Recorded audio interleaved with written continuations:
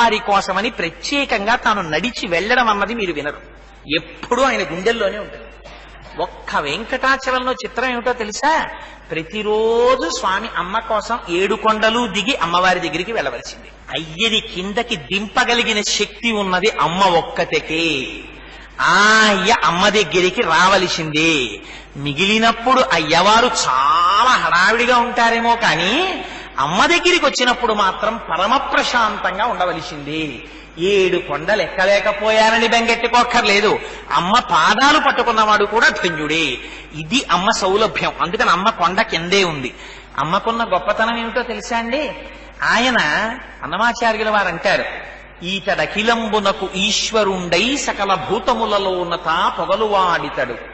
జలధి కన్యాపాంగలలితే క్షణములోన కలసి వెలుగుచునున్న తజ్జలంబితడు. జలజాసను నివదన జలది మధ్యమునందు అలరు వెలువడిన పరమామృతంబితడు. సరివోని సురత సంపదల నింతుల చేత వరవధూపతికి పరమైన ఇతడు. ఈతడఖిలంబునకు ఈశ్వరుండై సకల భూతములలోన తాపగలు వాడితడు. తిరువేంకటాచలాధిపుడు తానయ్యుండి పరిపాలనము చేయు భారకుండితడు. అంతటి మహనీయమూర్తి ఆయన. తిరువేంకటాచలాధిపుడై అంటే నాకు పాటలు పాడడం రాదు, అందుకని ఏదో ఆనందం కొద్దీ అనేశాను. కానీ ఆయన తిరువేంకటాచలాధిపుడు తానయ్యుండి పరిపాలనము చేయు భరకుండితడు. ఆ అమ్మ చేత్తో పెట్టిన అన్నం ఉందే, అమ్మ దయ అంటే ఏమిటో తెలుసా అండి? అమ్మ కారుణ్యం అంటే ఏమిటో తెలుసా? అందుకే అమ్మవారి గురించి చెప్తే వెంకటాచలంలో ఒక్కటే మాట చెప్తారు. అమ్మా నువ్వేమిటో తెలుసా? ఈశానాం జగతోస్య వెంకటపతేర్విష్ణో పరాం ప్రేయసీం తద్వక్షస్థల నిత్యవా సరసికాం తక్షాంతి సంవర్ధినీం పద్మాలంకృత పాణి పల్లవయుగాం పద్మాసనస్తాం శ్రియం వాత్సల్యాది గుణోజ్వలాం భగవతీం వందే జగన్మాతరం. అమ్మా నువ్వు మా అమ్మవమ్మా, నువ్వు మాకే అమ్మవి కాదు, ఈ అన్ని జగములకు నువ్వు తల్లివి. అందుకే అమ్మని చూడండి ఒక్కసారి తిరుచానూరులో. మీరు ఆ తిరుచానూరు రాజద్వారం దాటి మెట్లు దిగుతుంటే ఎదురుగుండా బలరామకృష్ణుల సన్నిధానం ఉంటుంది. మీరు ఆ దర్శనం టికెట్ కొనుక్కుని కుడి చేతి పక్కకి వెళ్ళి ఏ ప్రత్యేక ప్రవేశం అయితే అక్కడ ఉండేటటువంటి ద్వారంలోంచి లోపలికి వెళ్ళి ఆ రాజద్వారం దాటుతుంటే పైన లక్ష్మీ దివ్యైర్ గజేంద్రైర్ మణిగణకచితై స్థాపితాహేమ కుంభై నిత్యం సా పద్మహస్తామవ వసతు గృహే సర్వమాంగళ్యయుక్తాం అన్నట్టు ఏనుగులు పద్మకింజల్కములతో కూడినటువంటి స్వర్ణకుంభములను చేత్తో పట్టుకుని అభిషేకం చేస్తుంటాయి. అది దాటి రాజద్వారం దాటి లోపలికి వెళ్ళండి. పద్మాననే పద్మవూరు పద్మాక్షి పద్మ సంభవే త్వమాం భజస్వ పద్మాక్షీం ఏన సౌఖ్యం లభామ్యహం అని పద్మాసనం వేసుకుని పద్మంలో కూర్చుని 4 చేతులతో ఈ 2 చేతులతోటి అమ్మ ఆ అంకుశాన్ని పాశాన్ని పట్టుకుని తామర పువ్వుని పట్టుకుని ఈ కింద ఉండేటటువంటి 2 చేతులలో కుడి చేత్తో అభయహస్తాన్ని రెండో చేత్తో తన పాదములను చూపిస్తూ ఎర్రటి పట్టు చీర కిందకి వేలాడుతుంటే అమ్మ ఉత్సవమూర్తి అక్కడుంటే ఒంటి నిండా పుష్పమాలలు అలంకరింపబడి ఉంటే అమ్మకి నీరాజనం ఇస్తుంటే అరకుండ చేయించుకున్నటువంటి వైష్ణవుడు కూడి ఆ పుష్పాల దండలు తీసుకెళ్లి పేర్చడం అంటే వాళ్ళ తర్వాతే అలంకారం చేయడంలో ఎంత గొప్పగా చేసేస్తారో అలంకారాలు. మీరు ఇన్ని పూలదండలు పెట్టుకెళ్ళండి, అన్ని పూలదండలు కలిపిలా పెట్టి పేనేస్తారు. అక్కడ పేనేసి చక్కగా ఈ దండంతా తీసుకెళ్లి ఆ పైనుంచి కిందకి ఇలా అలంకారం చేస్తే చేతుల పక్క నుంచి వేసేస్తారు. మెడలో అయ్య కట్టినటువంటి మాంగళ్యంతో ప్రకటంగా కనపడేటట్టు కాళ్ల దగ్గర ఇంత కుంకుమ పూజ చేసుకుని ఇలా అభయహస్తం పట్టి నీకేం పర్వాలేదు నాన్న నేనున్నాను రా అని అమ్మ చెప్పినట్టు ఇలా అభయహస్తం పట్టుంటుందమ్మ. ఆ అమ్మని చూడగానే ఇలా 2 చేతులు కైమోడ్చి నమస్కరించేయవలసింది. భట్టర్లు అంటారు అందుకే అమ్మని ఇది ఎంత కారుణ్యం అమ్మా నువ్వు. ఏకన్యంచనతి క్షమం మమ పరంచ ఆకుంచ పాదాంబుజం మధ్యే విస్తర పుండరీకమభయం విన్యస్య హస్తాంబుజం త్వాం పశ్యేమ నిషేదుషీం ప్రతికలంకారుణ్య కులంకష స్ఫారాపాంగతరంగమంబ మధురం ముగ్ధం ముఖం బిభ్రతీం అమ్మా నువ్వు పద్మాసనం వేసుకుని కూర్చోవలసినటువంటి తల్లివా, అటువంటి దానివి నేను వచ్చానని అయ్యో తామరపూలు పట్టుకొచ్చాడు కొడుకు, నా కాలు కింద పెట్టకపోతే పాదం మీద పువ్వులు పెట్టడం కుదరలేదని బెంగ పెట్టుకుంటానని అమ్మ నా కోసమని ఒక కాలు కిందకి చాపి ఇంకా నేను అసలు నోరు విప్పి అడగక ముందే నువ్వు ఇలా అభయహస్తం పట్టేశావా? అమ్మ నాకు ఎక్కడ దొరుకుతారమ్మా నీలాంటి అమ్మ? ఎంత అదృష్టమమ్మా, నా అమ్మని చూసుకుని పరవశించిపోతారు భక్తులు. అటువంటి తల్లి ఆ తల్లి. ఆ అమ్మ కారుణ్యం మీకు బయటికి వచ్చేది ఎక్కడో తెలుసా అండి? అన్నమాచార్యుల వారిని నా దృష్టిలో ముందు ఆదుకున్నవాడు మా స్వామి కాడు, మా అమ్మ ఆదుకుంది. ఎందుకని? పొరపాటు జరిగితే దిద్ది అయ్యవారి హక్కును చేరుస్తుంది మా అమ్మ. ఆయన ఎంతమంది చేస్తాం ఆ దర్శనం? రైలు దిగితే గబగబా భీమాస్వేపు పరిగెత్తుకుపోతారు అలాంటి వాళ్ళు టిఫిన్ కోసం కాఫీ కోసం. అదే అన్నమాచార్యుల వారైతే ఆ కొండల్ని చూడగానే అదిగో అల్లదివో శ్రీహరివాసము 10,000 శేషుల పడగలమయము అని శేషుడిగా దర్శనం చేశారు. అన్నమాచార్యుల వారి సంకీర్తన వినపడితే అమ్మవారు పొంగిపోతారు, అయ్యవారు పొంగిపోతారు. మీకు ఒక ఆశ్చర్యకరమైన విషయం చెప్పనండి.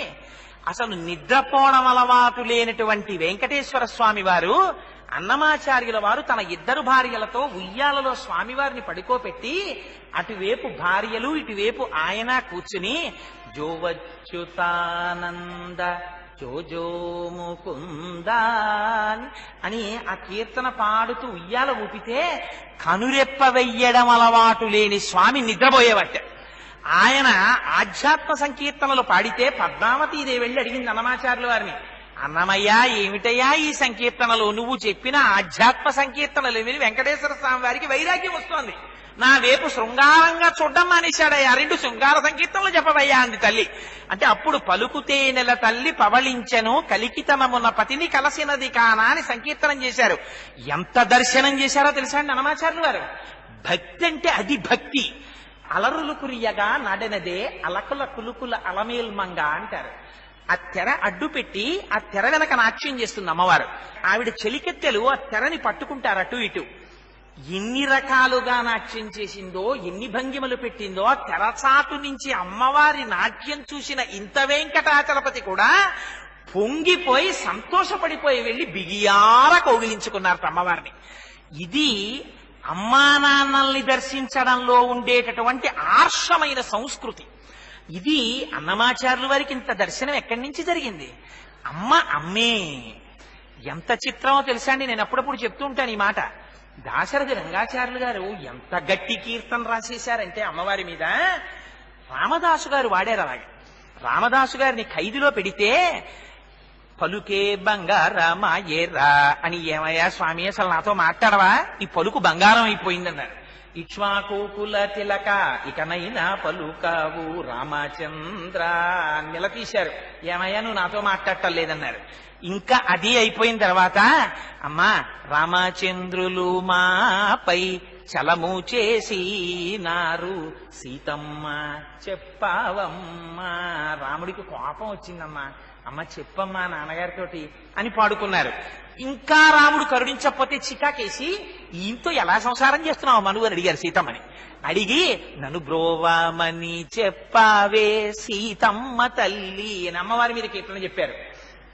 భక్తులందరూ అమ్మ పాదాలు పట్టుకుని అయ్య దగ్గరికి వెళ్ళిన వాళ్లే. దాశరథి రంగాచార్యులు గారు రాసినటువంటి పాట మాత్రం నిజంగా పాట చదివినప్పుడల్లా నా మనస్సు ఉర్రూతలుగిపోతుంది. నిజంగా ఎంత గడుసు పాట రాశారండి ఆయన. నిజంగా నడిరేయి ఏజాములో స్వామి నిలుచేర దిగివచ్చును, తిరుమల శిఖరాలు దిగివచ్చును. ఆయన రోజు అమ్మ 7 కొండలు దిగొస్తారు కదా నీ దగ్గరికి. వచ్చినప్పుడు అమ్మ నువ్వు ఒక్క ఉపకారం చెయ్యాలమ్మా. ఏమిటా ఉపకారం అంటే, నా గురించి ఒక్కసారి స్వామితో చెప్పాలి. ఎప్పుడు? ఆయన ఇంటికి రాగానే తలుపు తీసి ఏమండా కోటేశ్వరరావు తినేస్తున్నాడు అని చెప్పకే అమ్మా, ఆయన విసుక్కుంటాడు. అప్పుడే వచ్చాడు కదా, నువ్వు ఎప్పుడు చెప్పాలో తెలుసా?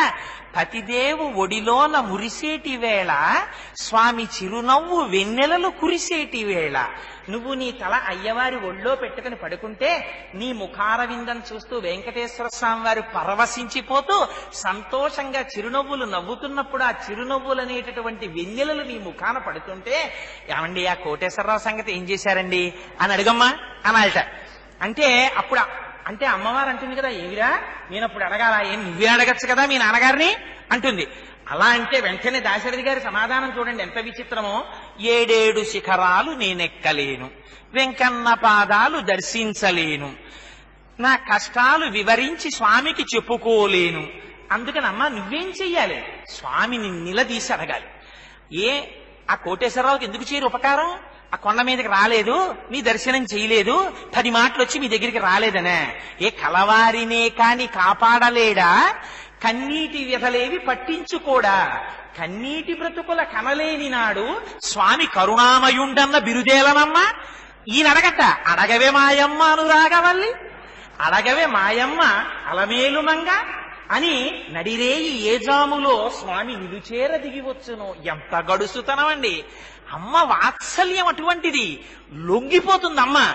ఇది ఎంత రహస్యంగా చెప్పారో తెలుసా అండి అన్నమాచార్యులు వారు. అమ్మవారి మీద కీర్తన చేస్తూ ఇన్ని రాసులయునికి ఇంటి చెలువపు రాసి అని ఒక కీర్తన రాశారు. నిజంగా నాకు ఆ కీర్తన వింటుంటే ఇంత కఠినమైన నా మనస్సు కూడా కరిగిపోతుంది. అందుకే ఎంత గొప్ప పాట అండి. మన్మూర్ధ్నికాళియపనే వికటాట వేషు శ్రీ వెంకటాద్రిశిఖరే శిరసశ్రుతీనాం చిత్తేప్యనన్య మనసాం సమమాహితౌతే శ్రీ వెంకటేశ చరణౌ శరణం ప్రపద్యే. పోని స్వామి నీ పాదాలు నా మనస్సు మీద పెట్టు అని అడగడం కాదు, ఎంత గడుసుతనమో చూడండి. స్వామి నీకు బాగా కఠినంగా ఉన్న వాటి మీద పాదాలు పెట్టడం అంటే ఇష్టం కదా. మన్మూర్ధ్నికాళియపనే, ఒకనాడు ఆ 100 పడగలున్నటువంటి కాళీయుడి యొక్క శిరస్సు మీదకి ఎక్కావు, తోక చేత్తో పట్టుకున్నావు. యమునా వీచి మృదంగ వద్యములు మరోజం తీర గోపౌ ఘర్షమనోజ్ఞధ్వనితంబు గేయముగ జించత్కాళి తవ్యాళి రంగ మహాతరంగ తలంగునం పటుగతిన్ గంజాక్ష నిర్మర్దనాక్షము హుజ్జాత్మత భీమమై పరగ దివ్య శ్రేణి చూచందివి వెస దామోదరు పాదగాదనకతుల్ వేవేల సందంబులన్ ప్రసభాటోపమజూపబాపన భృచ్చటామండలంబ సహంబై పగిలెన్ మడుల్ చెదరగా నాశ్యంబులన్ చోడిదంబెసకం దంష్టల్ నుగ్గుగాగా గ్రలవహ్నిజ్వాలికల్ వెల్వడం. అలా తాండవం చేశావు కదా కాళీయుడి మీద. ఎవరైనా పావు తల మీద నాట్యం చేస్తారా? నువ్వు నాట్యం చేశావు. మన్మూర్తిని కాళీయపనే వికటాట వీషు శ్రీ వెంకటాద్రిశిఖరే శిరసశ్రుతీనాం. ముళ్లతో పొదలతో దుప్పులతో నిండి ఉన్నటువంటి వెంకటాచల శిఖరాల మీద నీ పాదాలు పెట్టావు.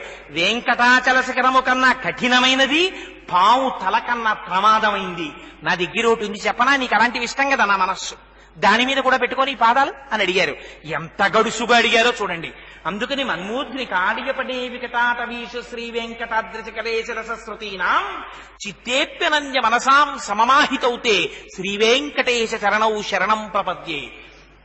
అటువంటి వాడు కదా. అందుకని అమ్మ పాదాలు పట్టుకోవడంలో అన్నమాచార్యుల వారు చూపించినటువంటి వైభవం చూడండి. ఇన్ని రాసుల యునికి ఇంటి చిలువపు రాసి. అమ్మా నిన్ను చూస్తుంటే నాకు రాసులన్నీ జ్ఞాపకానికి వస్తున్నాయమ్మా. 12 రాసులు అన్నారు. అన్నమయ్య ఎలా జ్ఞాపకం వస్తున్నాయి అంది అమ్మ. అడిగితే ఎంత గడుసుగా మాట్లాడారో తెలుసా అండి. అమ్మా నీ కళ్ళు చూస్తే చాపల్లా ఉంటాయి, అందుకని మీనరాశి. నీ వాడి గోళ్ల సతికి వృశ్చిక రాశి, తిన్నని వాడి గోళ్ల సతికి వృశ్చిక రాశి. ఆ గోళ్లు వాడిగా తెల్లగా మెరిసిపోతుంటాయి వేళ్లు, అది చూస్తే నాకు వృశ్చిక రాశి గుర్తొస్తోంది. నీ నడుం సన్నగా ఉంటుంది, హరిమధ్యమైనటువంటి నడుము కలిగినటువంటి నిన్ను చూస్తే సింహరాశి గుర్తొస్తోంది. నిరంతరం కన్యప్రాయంగా ఉండేటటువంటి కన్యాకుమారి స్వరూపం కదా, అందుకని నీది కన్యరాశి. నువ్వు గడుసు మాటలు మాట్లాడేటటువంటి దానివి కదా, అందుకని మకర రాశి అని అమ్మవారిలో అన్ని రాసులు చెప్పి ఇన్ని రాసుల యునికి ఇంటి చెలువపు రాశి. అమ్మ నువ్వు ఈ రాసుల యొక్క రాశి అన్నారు. ఏమిటి మాట అన్నమాచార్యులు వారు చెప్పడం? గొప్పతనం ఏమిటో తెలుసా అండి ఆ కీర్తనలో? ఆ కీర్తనకున్న వైభవం ఏమిటో తెలుసా అండి? ఇది విని అమ్మవారు కూడా పక్కున నవ్వాలి. ఎందుకని? ఎవరు పుట్టినా ఎప్పుడు పుట్టాలి?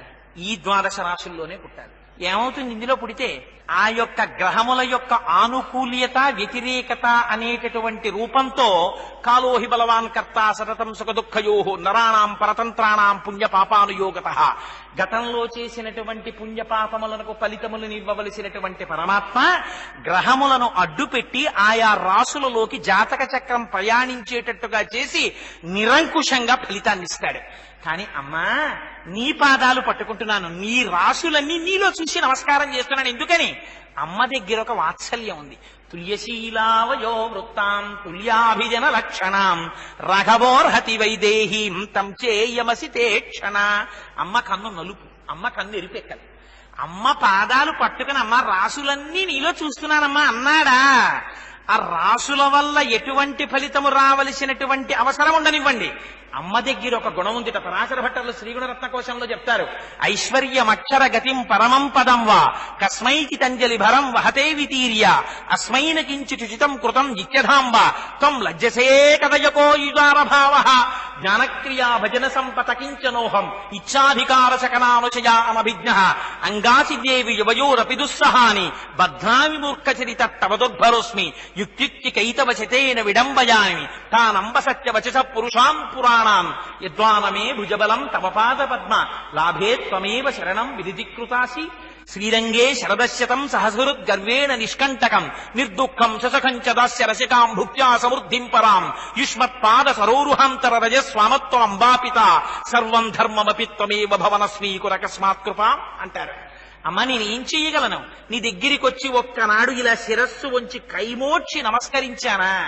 పొంగిపోతుంది అమ్మ. వాడొక్కనాడు నా దగ్గరికి వచ్చి నమస్కారం చేశాడు, దానికి ప్రతిఫలంగా నేను వాడికి ఏమి ఇచ్చాను? వాడికి ఇహలోకంలో ఉన్న నాళ్ళు ఆరోగ్యం ఇచ్చాను, ఐశ్వర్యం ఇచ్చాను, 3 తరాలు చూసుకునేటటువంటి అదృష్టం ఇచ్చాను. ఉర్వారుక బంధనాన్ మృత్యోర్ముక్షీయమామృతాత్ అన్నట్టుగా దోస పండు ముచిక నుంచి విడిపోయినంత తేలికగా జీవుడు శరీరము నుంచి విడిపోయేటటువంటి తేలిక అనాయాస మరణం ఇచ్చాను. విడిపోయి వాడు పైకొస్తున్నప్పుడు స్వామి ఎదురు వెళ్లి చెయ్యిచ్చి సింహాసనం మీదకి ఎక్కించుకుని పక్కన కూర్చోపెట్టుకుంటే అమ్మవారు సిగ్గుపడి ఎర్రటి ముఖంతో పక్కకి తప్పుకుంటుంది. అయ్యవారు అడుగుతారు అమ్మవారిని, ఏ లక్ష్మి అలా పక్కకెళ్ళిపోయామే అంటారు. స్వామి ఏం చెప్పను, వాడు జీవించి ఉన్నప్పుడు ఒక నమస్కారం చేస్తే వాడికి ఐశ్వర్యం ఇచ్చాను, 3 తరాలు చూసుకునే అదృష్టం ఇచ్చాను, ఆరోగ్యం ఇచ్చాను, చిట్ట చివర అనాయాస మరణం ఇచ్చాను, మీ చెయ్యి పట్టించి ఎక్కించి విమానంలో మీ పక్కన సింహాసనం మీద కూర్చోబెట్టాను. ఇంతకన్నా నేనేమీ వాడికి చెయ్యలేకపోయానని సిగ్గుపడి తప్పుకున్నానంటుంది అమ్మ. అమ్మ అటువంటి అమ్మవమ్మ నువ్వు. ఆ అమ్మని నీ పాదాలు పట్టి నమస్కరించని నాడు నేనెందుకమ్మా అంటారు. సౌందర్యలహరిలో శంకరులు అంటారు, నఖైర్నాకస్త్రీణాం కరకమల సంకోచతిభి తరుణాం దివ్యానాం హసత యువతే చండిచరణౌ ఫలాని స్వస్యేభ్య కిసలయ కరాగ్రేణ దతత దరిద్రేభ్యో భద్రాం శ్రియమనిశమాస్నాయ దతౌ అని. ఆ తల్లి నామం చెప్తే చాలు పొంగిపోతుంది. ఏం నామం చెప్పాలి? ఆవిడికి పేరు కూడా అక్కర్లా, శ్రీమాత అమ్మా అంటే చాలు పొంగిపోయి వచ్చి అక్కును చేర్చుకునేటటువంటి స్వరూపం ఉన్న తల్లి. అందుకని అమ్మ నీకేం తెలుసమ్మా? వాత్సల్యం తప్ప ఇంకోటి తెలియదు. వాత్సల్యము, వత్స అన్న పేరు ఆవుదూడకి వాడతారు. కోటీశ్వరుడు కానివ్వండి, లేక లేక లేక లేక లేక లేక ఒక కొడుకు పుట్టనివ్వండి, అమ్మ తనకి పుట్టినటువంటి కొడుకి ఒంటికి ఉన్నటువంటి మావిని తన నాలుకతో నాకదు ఏ తల్లి కూడా. కానీ ఒక్క ఆవు మాత్రం తన కడుపులోంచి బయటికొచ్చినటువంటి దూడ యొక్క శరీరమునకు అంటుకున్న మావిని తన నాలుకతో నాకి శుభ్రం చేస్తుంది. ఆ నాకడం కూడా మీరు చూడాలి. నిజంగా అసలు భూమి మీద పుట్టినటువంటి దూడకి నిలబడడం చేత కాదు, అది లిల్లిల్లిల పడిపోతుంటుంది. పడిపోతున్నటువంటి దాన్ని పట్టుకోవడానికి చేతులు లేవు ఆవుకి. అటువంటి దూడని ఆవు నాకుతుందండి. గమ్మత్తు నిజంగా. నాకేసిన నాలుక మరకల పడిపోతాయి దాని ఒంటి మీద, అలా నాకేస్తుంది, అంత తెల్లగా చేసేస్తుంది.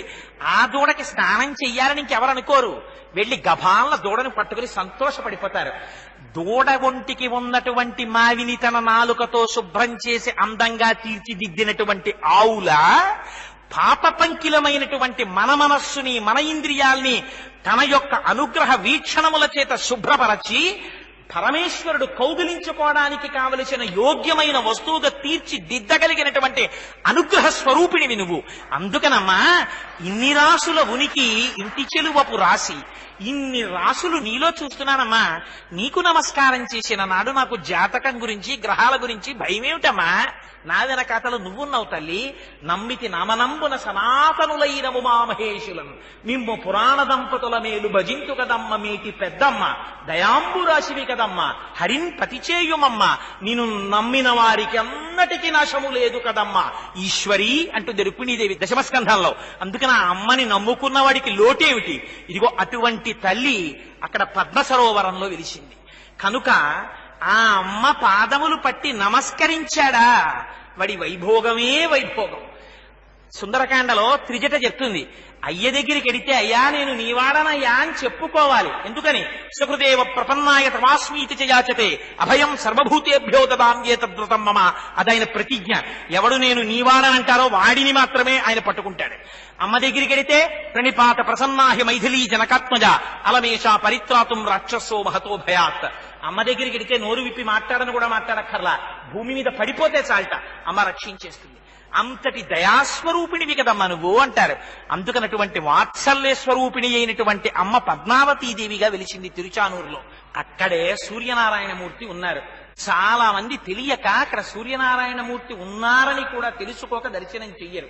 నేను ఎందుకు ఈ మాట అంటున్నానంటే, తిరుచానూరులో సూర్యనారాయణమూర్తి దర్శనం చేశారా అని నేను చాలా మందిని తిరుమల వెళ్ళిన వాళ్ళని అడిగితే సూర్యనారాయణమూర్తి ఎక్కడ ఉన్నారండి అని అడుగుతుంటారు. కానీ ఉన్నారు స్వామి. ఆ సూర్యనారాయణుడు ఆరోగ్యం భాస్కరాదిచ్చేత్. వెళ్ళి సూర్యనారాయణుడికి ప్రదక్షిణం చేసి ఒక్క నమస్కారం చేశారా ఆయన పొంగిపోయి ఆరోగ్యం ఇస్తాడు, సమస్త సంపదలనిస్తాడు. అటువంటి భాస్కరుడు, అటువంటి సూర్యనారాయణమూర్తి తిరుచానూరులో పద్మావతీ సరోవరానికి ఎదురుగుండా వెలిచి ఉన్నారు. మీరు ఇంకా చూడగలిగితే సూర్యనారాయణమూర్తి గుడి పక్కనే శిథిలమవుతున్నట్టుగా కనపడేటటువంటి ఒక చిన్న గుడి ఒకటి కనపడుతుంది. మీరు లోపలికి వెళ్ళి చూడండి. అక్కడ ఉన్న ఒక వృద్ధ అర్చక స్వామి ఎంత వాత్సల్యంతో ఉంటారో మహానుభావుడు. లోపల శుకబ్రహ్మ ఉంటారు, అక్కడ సిద్ధి గణపతి ఉంటారు. మీకు ఎక్కడ గణపతి లేచి నిలబడి ఉండరు. ఆ గుళ్ళో స్వామి గణపతి లేచి నిలబడతారు. ఆ గుడంతా గంటలు కట్టేసి ఉంటాయి. ఎవరికైనా కోరికలు తీరకపోతే అక్కడ గంట కడతారు. ఆ గంట ఫలించింది. పైగా ఆ గుళ్ళో సిద్ధి గణపతి దర్శనం చేస్తే వంశం వృద్ధవడాన్ని చూసేటటువంటి అదృష్టాన్ని ఇస్తాడు.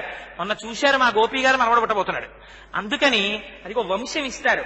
వంశం ఇవ్వగలిగినటువంటి సిద్ధి గణపతి ఉన్నాడు. అక్కడే శుకబ్రహ్మ ఉన్నారు, పద్మావతి శ్రీనివాసులు ఉన్నారు. ఇంకా చిత్రం ఏమిటో తెలుసా అండి? పిల్లలు పుట్టలేదు పుట్టలేదు పుట్టలేదని పరితపించిపోయే వారికి సంతానకారకుడైన సంతానకృష్ణుడు ఉన్నాడు. ఆయన్ని చిన్న ఉయ్యాల్లో పడుకోబెట్టి వటపత్రశాయిలా నోట్లో వేలు పెట్టుకున్నట్టుగా ఉంటాడు. మన చేతిలో పెడతారు. బాలమ్ము కుందం మన సాస్మరామి అని పాట పాడుతూ మన ఉయ్యాల ఊగేటట్టుగా చేస్తారు మన చేతుల్లో పెట్టి భార్యాభర్తలకి. అందుకని అంత పరమ పవిత్రమైన దేవాలయం ఉంది. అక్కడ కూర్చుని శుకబ్రహ్మ తపస్సు చేశారు. తపస్సు చేస్తే శ్రీనివాసుడు ప్రత్యక్షమయ్యాడు. శుకబ్రహ్మకు వచ్చినటువంటి గొప్ప వరం ఏమిటో తెలుసా అండి? పద్మావతి శ్రీనివాసుల పరిణయానికి పరిణయ శుభలేఖని రచించినటువంటి వారు శుకబ్రహ్మే. ఆయనే రాశారు శుభలేఖ. అదెంత అదృష్టం అండి! పద్మావతి శ్రీనివాసుల పరిణయానికి శుభలేఖ రాయడం అంటే ఎంత అదృష్టం! స్వామి ఊరిరిగింపుగా పల్లకి వస్తోంది అనుకోండి, బోయిలు ఉంటారు పట్టుకోవడానికి. మనం వెళ్ళి బతిమాలతాం, అయ్యా ఒక్కసారి నేను ఆ కోడు పట్టుకుంటానండి, నన్ను ఒక్కసారి అనుమతించండి అని అడిగితే మరి ఒక్కసారి ఆ దాపు పెట్టుకునే కర్ర ఒకటి ఉంటుంది, ఆ కర్ర తీసి జాగ్రత్తగా పట్టుకోండి, నువ్వు చూస్తే చాలా పొడుగ్గా ఉన్నావు, పొడుగ్గా ఉన్నవాడికి పల్లకి కొమ్మి ఇవ్వరు, అదో దురదృష్టం. ఎందుకంటే పొడుగ్గా ఉన్నవాడికి ఇచ్చారనుకోండి బరువు అంతా వీడి చేతి మీద, వీడి భుజం మీదకి వస్తుంది, వీడు అంతసేపు వహించలేడు. పైగా ఆ ముందున్నవాడికి పక్కనున్నవాడికి కొమ్ము తేలిపోతుంది ఒకవేళ పొట్టివాడు ఉంటే. అందుకని వాడు ఆ కొమ్మట్టుకు వేళ్లాడాలి. అందుకని అది దిగదటు వేపు. అందుకని పొడుగ్గా ఉన్నవాడిని అమ్మ మీరు పొడుగ్గా ఉన్నారని అంటారు. స్వామి పల్లకీ సేవ చేసుకోవడంలో పొడుగుతనం అప్పుడప్పుడు అడ్డొస్తుంది. అనుభవంతో చెప్తున్నవాడిని స్వానుభవమున్న చెప్పు చవటలారా అని. అప్పుడు మనం చెప్పుకోవాలి, అయ్యా నేను ఉంగి పట్టుకుంటాను ఒక్క క్షణం అని.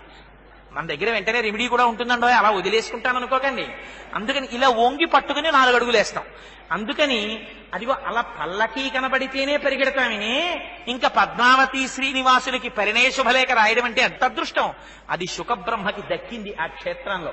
మీకు ఇప్పటికీ పద్మావతి అమ్మవారి దేవాలయంలో అమ్మవారికి మీరు అభిముఖంగా వెడుతున్నప్పుడు రాజద్వారంలోంచి లోపలికి దిగుతూ ఉంటే మీరు అటు చూస్తున్నప్పుడు అమ్మవారికి ఎడమ పక్కన బలరామకృష్ణులు ఉంటారు.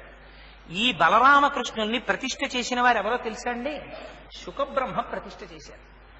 ఎందుకనంటే వెంకటేశ్వర స్వామి వారి కళ్యాణం జరుగుతున్నప్పుడు ప్రవర కృష్ణ పరమాత్మ ప్రవర చెప్పారు, కృష్ణాంశలో వచ్చారు ఆయన. అందుకని కృష్ అంటే నిరతిశయ ఆనంద స్వరూపుడు. కృష్ణుడు ఎక్కడుంటే అక్కడ ఆనందం. అందుకే మీరు చూడండి కృష్ణలీలలు దశమస్కంధంలో ఎంత సంతోషంగా ఉంటాయో చెప్పలేను. ఎటువంటి వారవనివ్వండి, వచ్చి కూర్చున్నారనుకోండి, ఆ బాలగోపాలం మురిసిపోతారు. సాధారణంగా పిల్లలు సుందరకాండకి సంతోషిస్తారు. అది ఎక్కడ ఆఖరి రోజున సంతోషం, మొదటి రోజున సంతోషం. ఎందుకంటే హనుమ వైభవం వింటే పిల్లలకి చాలా సరదాగా ఉంటుంది. మళ్ళీ కృష్ణుడి బాలక్రీడలు వింటే ఎంత సంతోషమో. వారిల్లు సొచ్చి కడవల దూరంబుగ నీగి త్రాగితదనా కడవల్ వీరింట నీసొతుండిడ వారికి వీరికిది పెద్ద వాదయ్య సతి ఆడంజని మీగడ పెరుగోడక నీ సుతుడు త్రావి ఒక ఇంచుకత కోడలి మూతింజరిమిన కోడలు ముచ్చనుచు అత్త కొట్టెల తాంగి అని మహానుభావుడు బాలురకు పాలు లేవని బాలింతలు మొరలు పెట్టపక పకనగియా బాలుండాలము చేయొచ్చు ఆలకు గ్రేపులను విడిచి అంబోజాక్షి. ఒకటా రెండా ఎన్ని అల్లర్లు చేశాడో. ఆ కృష్ణుడు నిరతిశయ ఆనంద స్వరూపుడు. అందుకని ఆ కృష్ణుణ్ణి బలరాముడితో కలిపి బలరామకృష్ణుల్ని తీసుకొచ్చి అక్కడ పెట్టారు. కృష్ణుడి దగ్గర ఉన్న ఇంకొక గొప్పతనం ఏమిటో తెలుసా అండి? అందుకే మీకు గోవిందరాజస్వామి వారి గుళ్ళో మళ్ళీ పార్థసారథి అని కృష్ణుడు ఉండి పైన ఒక మాట రాస్తారు. పార్థాయ తత్సదృశ సారథినత్వయైవ యౌదర్శితౌ స్వచరణౌ శరణం ప్రజేతి భూయోపి మహ్యమిహతౌ కరదర్శితౌ తే శ్రీవేంకటేశ చరణౌ శరణం ప్రపద్యే. స్వామి, నీతో అర్జునుడు తిరిగాడు, కనిపెట్టగలిగాడా? నువ్వు పరబ్రహ్మానివని తెలుసుకోలేకపోయాడు. నువ్వేం చేశావు? నీ విశ్వరూపాన్ని నువ్వే చూపించావు. చూపించి అర్జున నా పాదాలు పట్టుకో అని చెప్పావు.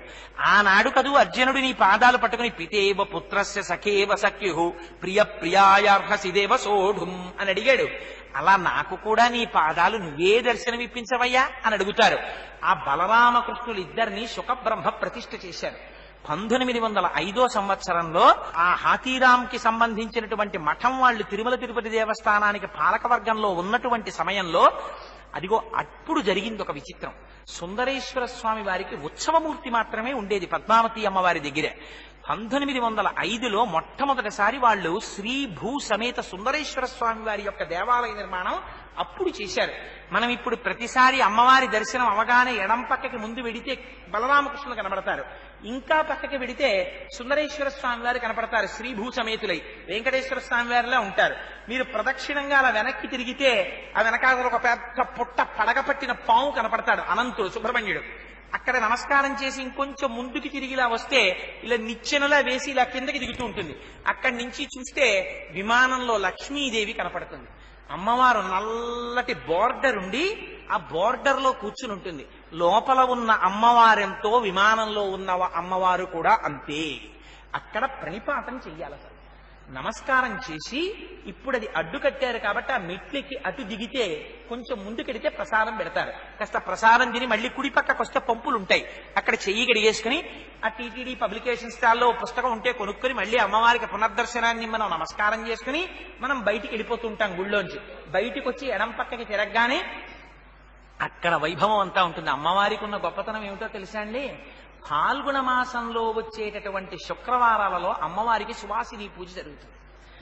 ఆ శుక్రవారాలలో జరిగేటటువంటి సువాసిని పూజలో అమ్మవారి దేవాలయానికి ఆ రోజుల్లో వచ్చేటటువంటి సువాసినులు అమ్మవారి పాదాల దగ్గర పసుపు తాళ్లు సమర్పిస్తారు.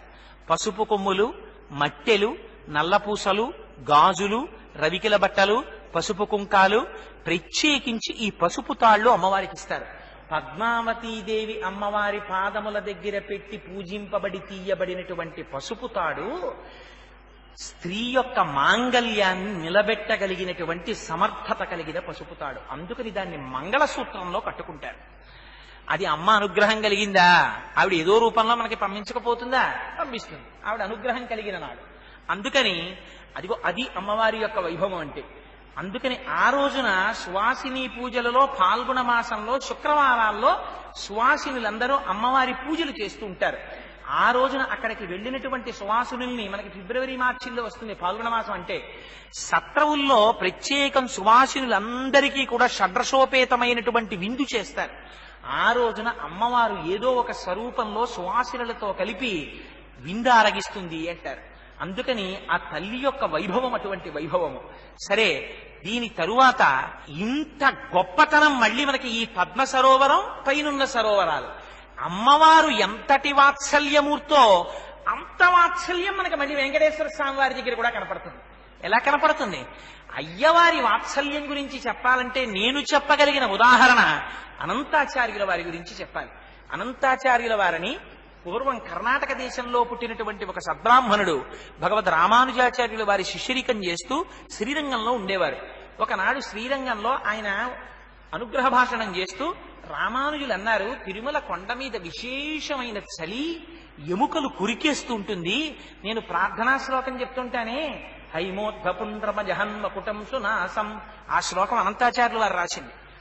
ఆయన రామానుజాచార్యులు వారు అనుగ్రహ భాషణం చేస్తూ చేస్తూ ఒక మాట అడిగారు.